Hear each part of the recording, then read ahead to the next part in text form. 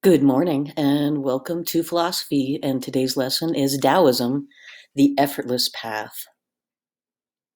The video that you're going to watch to accompany this will explain some of the symbols up there, but the Tao means the path or the way for you individually. I like to share this book with teaching Taoism, and it's called The Tao of Pooh. And I just also wanted to mention that Taoism, even though it's spelled with a T most often, it's still pronounced Taoism. Sometimes you'll hear it interchanged back and forth. You don't have to get too hyper about it, but just know if you want to sound like you know what you're talking about, it's pronounced more with a D. Um, and part of the book of the Tao of Pooh talks about the individual characters. While Eeyore frets and Piglet hesitates, and Rabbit calculates and Owl pontificates, Pooh just is. Now, I kind of like to spend some time on this slide and to talk about. It's going to sound like a weird question, but do you know an Eeyore in your life where Eeyores always look at the negative? They look at the problems that are going to be caused. He's kind of a downer. But I want you to think about these characters as being kind of a yin yang, having both qualities of positive and negative aspects of them. So sometimes it's difficult to be around Eeyores for a long time because they do tend to look at the negative. But if we also look at the other side of it, sometimes it's nice to get that insight. You just don't want to hang around them all the time. Piglet actually is going to have his own philosophy later, and Piglet hesitates. I think about Piglet as being a massive warrior, and again, he's a warrior. He frets, or sorry, he hesitates, but he's cautious. And so, again, do you know piglets in your life? I know for me, I had this wonderful Jewish aunt who, of course, lives in Florida now, but or did. And she would just call all the time. It's just like, oh my gosh, it's snowing in Colorado. I hope you have good tires. It's just kind of one of those that, even though again, you don't want to be around that all the time. It is kind of a refreshing sentiment to have somebody worried. Um, Rabbit calculates, and I think about Rabbit as a perfectionist. I know some students are perfectionists, and so think about the good qualities and negative qualities of those.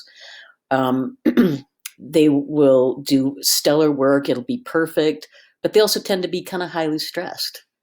Um, Owl pontificates. I don't know how many owls you know, but I feel like an owl is somebody who knows a lot of book smarts, but doesn't necessarily go out and experience it. So it's somebody who will tell you about World War One, World War II. They're so knowledgeable, but they might not have ever been on a battle scene. They might be sistine able to tell you about the Sistine Chapel and Michelangelo and Leonardo da Vinci if you've seen Good Will Hunting, but they've never stepped inside that cathedral. They don't know the smell and the feeling of it. Um, so it's good that they know stuff, but they don't necessarily experience it. And then it's hard to kind of get the concept of poo, but he just, when he's hungry, he eats. He kind of goes with the flow, and it kind of works out for him. I also like to mention Tigger here, which is Tigger's fun, fun, fun, fun, fun, and they're great to have at parties. They're fun to be around, but kind of like fish in the refrigerator, it goes bad after 3 days. So Tigger is fun to be around, but again, sometimes that gets a little old too. It's hard to really define poo, but that's kind of what Taoism is. You can read this on your own. What I'd like you to do here is pause this, read all the quotes, find one that you want to contemplate. I want you to write it on a piece of paper, and then I want you to explain really specifically how these concepts from the Tao Te Ching would apply to you. And I really would appreciate it, if you don't write stuff like, well, it's like when you would go do this, or you really get personal with it, because Taoism is really about a personal um, kind of relationship with the past or your path. To break down the whole philosophy, the Tao is the path, the day is the smallest word, and it's the little things that you can do throughout the day to cultivate your path. Now, you're already doing it, but I want you to think about little things. You are cultivating a path, but it might not be the path that's really right for you. And so checking in with emotions and looking at little things, again, cultivating your path. And then the Qing is really about doing kind of the right thing and having faith that you're going to do the right thing. Woo wee and poo. Now, woo wee is, as you can see, it's without action or effortless effort. And the example I like to think about is I used to river raft as a kid. My dad would take us on Colorado River, Green River, and sometimes we would go down a rapid. It wasn't too dangerous, and he would pull the boat over the side. We would walk back up and go down that same rapid in just our life jackets. And my dad would say, just keep your feet in front of you and kind of go with the water, because the more you fight kind of the natural flow of water, the more likely you might drown.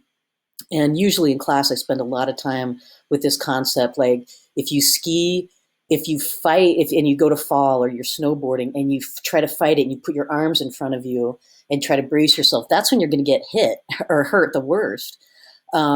If you're more relaxed and you kind of go into a flow and you go with it, you're less likely going to get hurt. So it's yoga, sometimes called woo wee, which it looks like you're doing nothing. It looks like you're doing stretching, but really the less you're doing, the more. Think about even a fight that you've gotten into with somebody.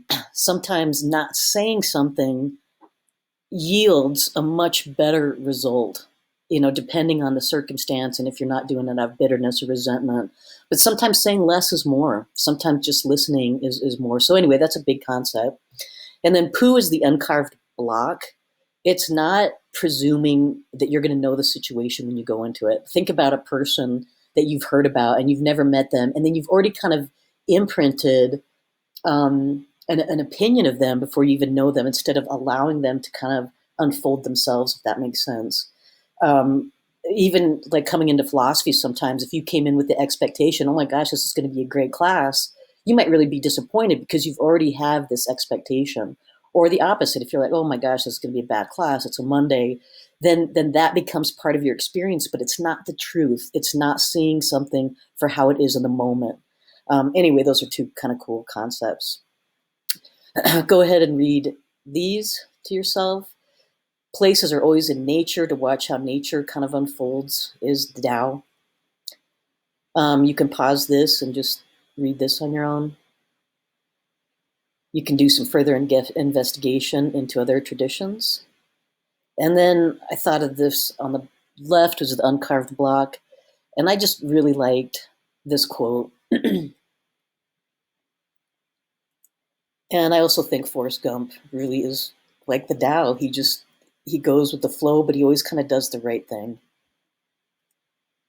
And we always end it with a quote of the Golden Rule and Tao's children. Okay, have fun. Bye.